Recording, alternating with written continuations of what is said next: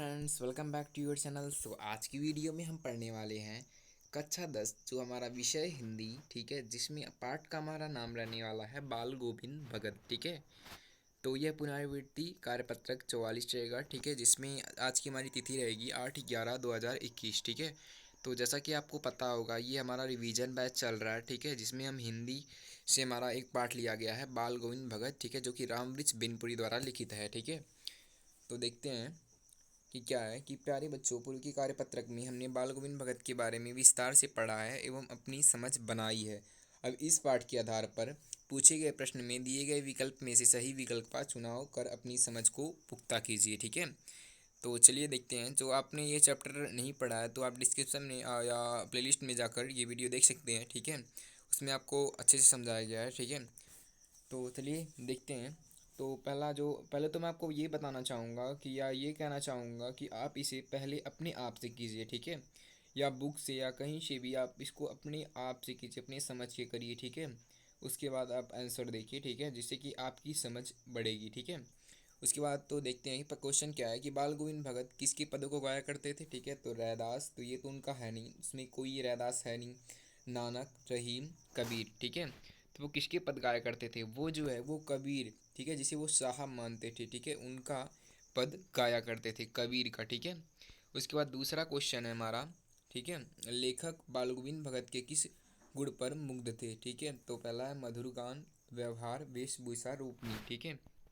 तो लेखक है जो, ठीक है, बाल गोविंद भगत के मधुर गान, ठीक है, उनकी मधुर जो गान थी वो गाते थे, जो उस पर मुग्ध थे, ठीक है, उन्हें बहुत अच्छा लगता था, ठीक है। तो हमारा दूसरा का क्या हो जाएगा, मधुर गान, ठीक है। उसका तीसरा है समूचा गांव खेतों में कब उतर पड़ा, ठीक है। तो सावन में, आषाढ़ में, क्वार में, किसी में नहीं। तो ये आषाढ़ में, ठीक है, जब रिमझिम बारिश वहाँ होती रहती है तो समूचा गांव में खेतों में उतर जाता है आषाढ़ में, ठीक है, ये आषाढ़ में।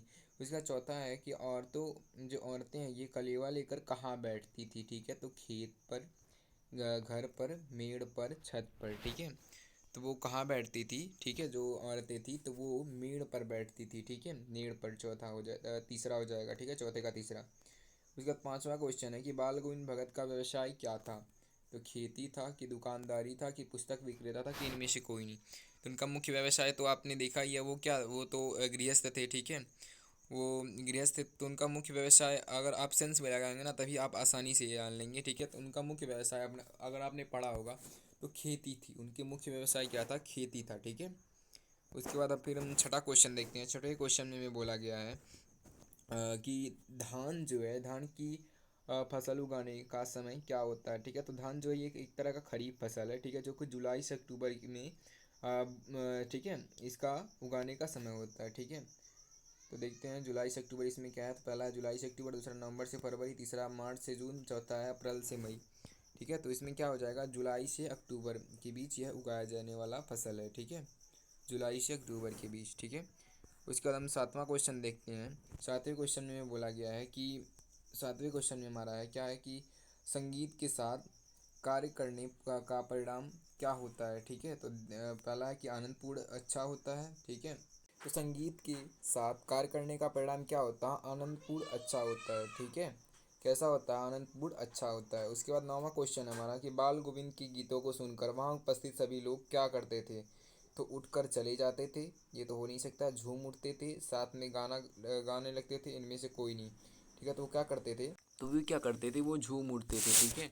वहाँ जो उपस्थित लोग रहते थे वो झूम उठते थे, ठीक है। और उनके साथ ऐसे मतलब गाने लगते थे, ठीक है, मतलब वो कुछ अलग ही ताल रहता था जब वो गाते थे, ठीक है। तो ये हमारा झूम उठते हैं। उसका 10वां क्वेश्चन है भगत जी अपने बेटे का खास ख्याल क्यों रखते थे। मतलब ख्याल रखते थे क्योंकि वह चालाक था, प्रतिभावान था, सुस्त और बोधा था, ईमानदार था। तो इसमें वह कैसा था, सुस्त और बोधा थोड़ा टाइप में था, ठीक है। उनका जो बेटा था भगत जी का, ठीक है, सुस्त और बोधा था। उसके बाद हमारा 11वां क्वेश्चन है भगत जी के बेटे के मरने के बाद अपनी बहू की दूसरी शादी वह क्यों कराना चाहते थे, ठीक है, क्यों कराना चाहते थे। तो चलिए देखते हैं ऑप्शन क्या है। उसे सुखद भविष्य के लिए, छुटकारा पाने के लिए, सबकी नज़र में अच्छा बनाने के लिए, इनमें से कोई नहीं, ठीक है। तो उसके सुखद भविष्य के लिए, ठीक है, क्यों करना चाहते थे, उसके सुखद भविष्य के लिए। फिर इसका हमारा 12वां क्वेश्चन है। 12वें क्वेश्चन में है कि बेटे के मरने पर भगत जी क्या कर रहे थे। ठीक है। तो रो रहे थे, हंस रहे थे, गा रहे थे, इसमें से कुछ नहीं। तो वो क्या कर रहे थे, वो जो है वो गा रहे होते हैं, ठीक है। मतलब उनके अनुसार क्या होता है कि कोई भी जब मनुष्य मरता है ना, तो वो मतलब परमात्मा के पास ही से आता है और वह परमात्मा में जाके मतलब लीन हो जाता है। इससे मतलब उस संसार से उसे मुक्ति मिल जाती है, इसलिए वो उत्सव मनाने को कहते हैं, ठीक है। वो गा रहे होते हैं जब उनके बेटे की मृत्यु हो जाती है, ठीक है।